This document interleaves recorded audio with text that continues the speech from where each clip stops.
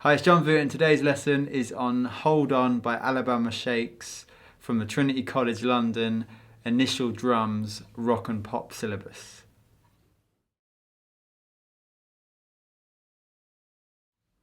So Alabama Shakes are a great blues rock band, and this song was from their debut album in 2012 called Boys and Girls. So if we look at the sheet music, the first one you can see at the top left of the page is the song title. So you've got Hold On written there. Then underneath you've got intro, which is in a box. And then beneath that you've got rock. So that is a short description of the piece. So it's just letting you know you're going to be playing rock music. And then beside that you've got a crotchet equals 88. Now that's letting you know the tempo of the music. So that's telling you that a crotchet is the beat, and it's going to be 88 beats per minute.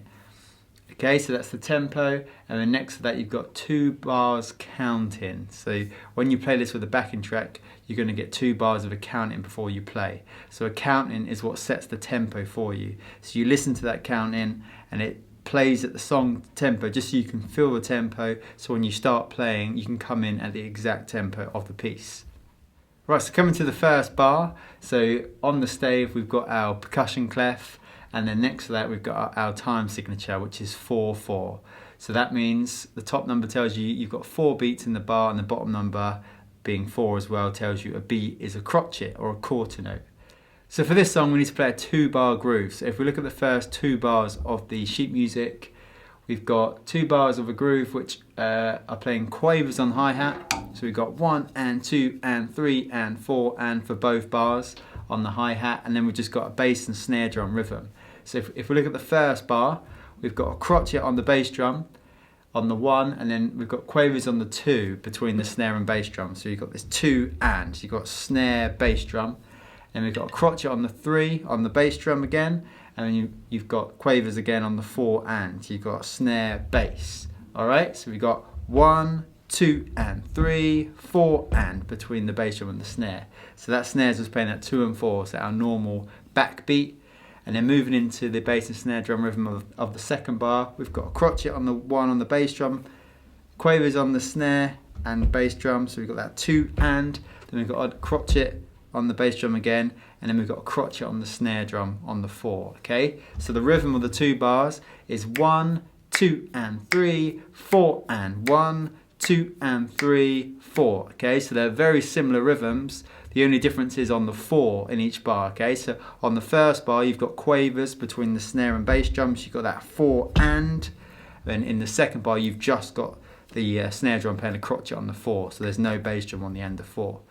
All right, so you've got a 2-bar groove there that you need to play. So what we're going to do first of all is we're going to play through that 2-bar groove, and we'll play the 2 bars 4 times. Okay, so let's try that with a metronome at the song tempo, which is 88 beats per minute. So underneath the groove as well, you've got F under the first bar. So that tells you the dynamics you need to play, okay, which is how loudly or quietly you need to play. So F is short for forte, which means loud. So you need to play this loud. So with this groove, you need to give it lots of energy, all right? So you need a big groove to hold the song together, all right? So it's really important to play that dynamic correctly. So let's try playing that 2-bar groove now through 4 times with the metronome.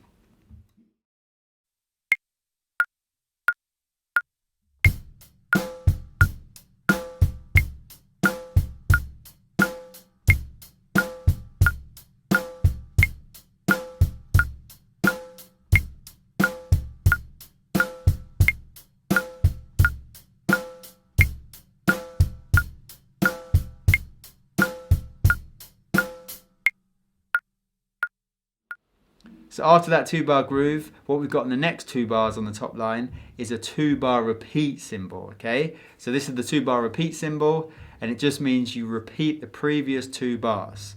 So those 2 bars we've just played, the 2-bar groove, we just need to play again, and that completes the top line, okay?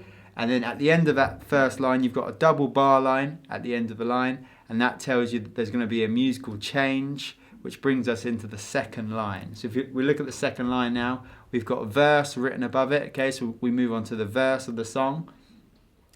But if you look at those 2 bars, so again you've got a 2-bar groove, and that 2-bar groove is the exact same groove we've just played. So you've got that same 2-bar groove, And then if you look at the next 2 bars of line 2, you've got another 2 bar repeat. So you just repeat the groove again. Alright, then you come down to the 3rd line, we've got a 2 bar repeat, and then we've got another 2 bar repeat. So that's the whole of the verse. The verse is lines 2 and 3, and you're just playing that 2 bar groove. You're repeating it again, and repeating it again. So you're playing that 2 bar groove 4 times, and that's the verse. So what we'll do now is we'll play the intro and the verse. Okay, so we just got that same groove. So we play the groove twice for the intro, and then we play the same groove 4 times for the verse. All right. The dynamic stays the same. So we start at forte, and there's no more dynamic markings up to the end of the verse. So we just stay at forte for the whole intro and verse. So we'll try both sections in time with a metronome.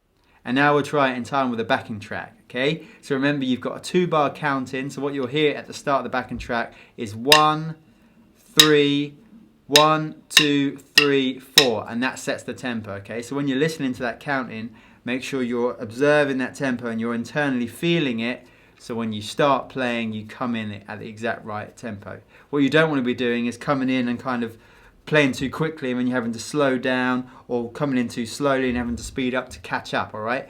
That counting has to be really listened to, so you come in at the exact tempo, and you can obviously just carry that on as you start to get into the piece, okay? So let's try those 2 sections, the intro and the verse, in time with the backing track now.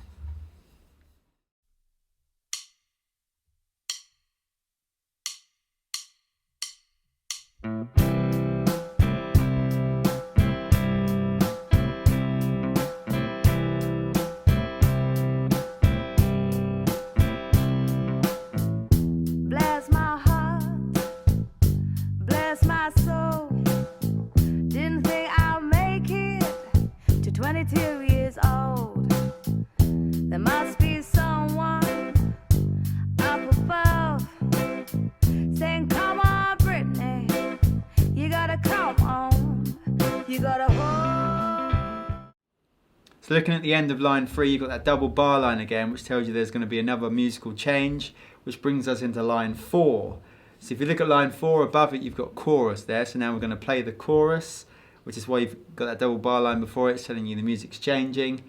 And if you look at the first 2 bars of line 4, you can see the bass and snare are the same bass and snare pattern we've played for the 2 bar groove in the previous sections. But looking at the cymbal rhythm, so the top rhythm, you've got a crotchet on the 1 this time, and that's played on the crash. So you see how the X has moved up higher onto that ledger line? That tells you it's a crash cymbal, and it's going to be held for a crotchet, so that lasts the whole beat. So the cymbal rhythm is changing in the first bar. Instead of this 1 and 2 and 3 and 4 and that we had in the previous first bar of the 2 bar groove, we've now got 1, 2 and 3 and 4 and. So you've got to hold that crash for a crotchet. Okay, and if you look at the second bar, we've just got quavers on the hi-hat.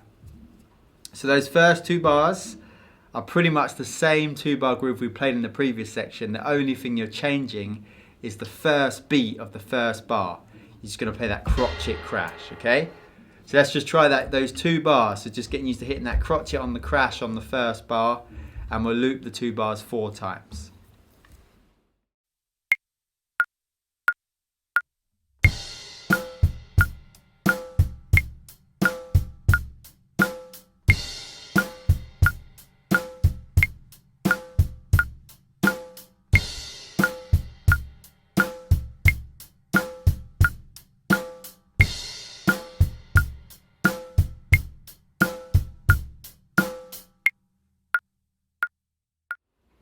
Then looking at bars 3 and 4 of line 4, you've just got that same 2 bar groove we played in the previous section, so in the verse and the intro.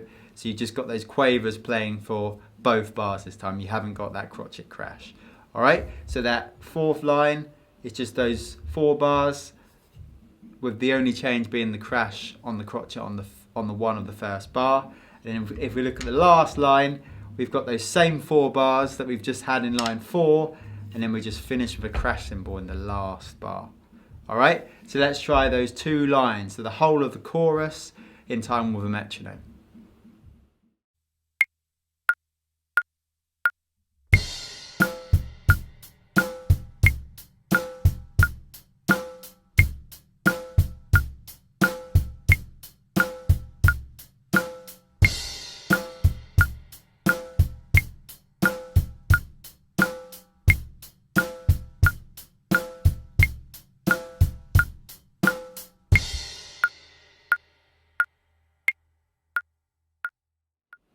And now we'll try the chorus in time with a backing track.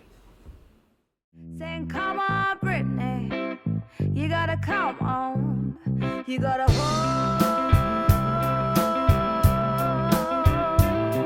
on. Yeah, you gotta hold on.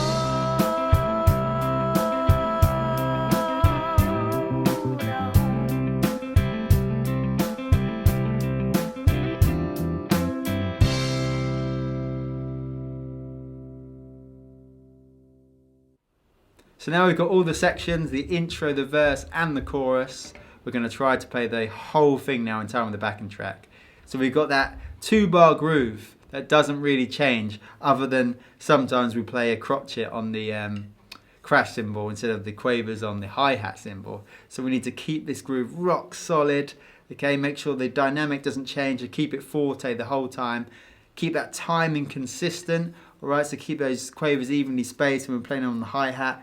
Keep that bass and snare solid, okay? And then remember, when that crotchet crash comes in the chorus, make sure you're holding it for that whole beat, all right? You're not rushing down into that hi-hat.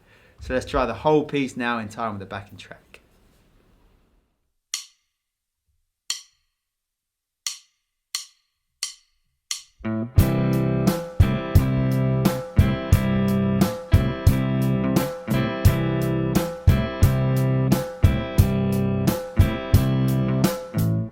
Bless my heart, bless my soul. Didn't think I'll make it to 22 years old. There must be someone up above saying, come on, Brittany, you gotta come on, you gotta